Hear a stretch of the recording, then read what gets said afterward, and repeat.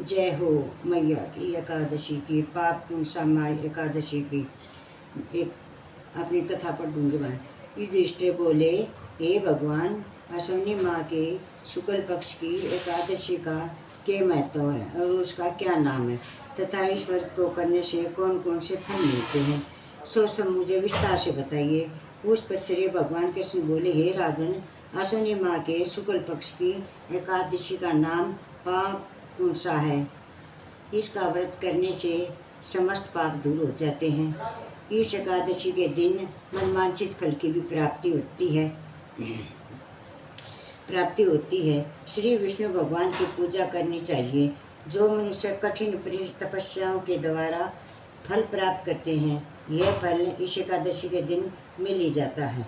और शेष भगवान को भी, शिव भगवान को भी नमस्कार करना चाहिए, विष्णु भगवान को भी नमस्कार कर देने से मिल जाता है। जो मनुष्य शंख चक्रधारी विष्णु भगवान की शरण में आता है, उसे यम यातना नहीं मिलती। जो पापी मनुष्य अन्यानाश इस एकादशी का व्रत करते हैं, उन्हें यम के दुख नहीं मिलते। जो विष्णु भगवान शिव जी की निंदा करते हैं अथवा जो शिव भक्त विष्णु भगवान की निंदा करते हैं, वे दोनों नरक को जाते हैं।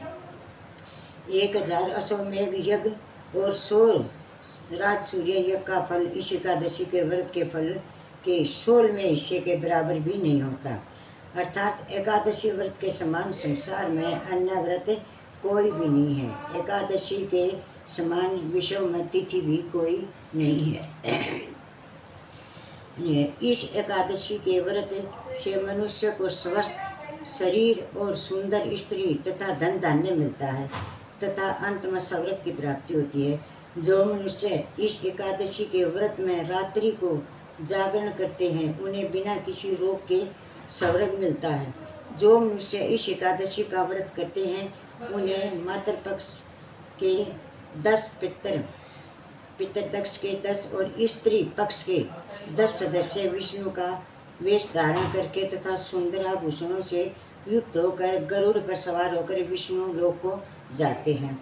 जो मनुष्य एकादशी के दिन भूमि, गोदान, अन्नदान, जलदान और उपहान, वस्त्र, छत्र आदि जो कोई विधान करता है, उसे यम के दर्शन नहीं मिलते।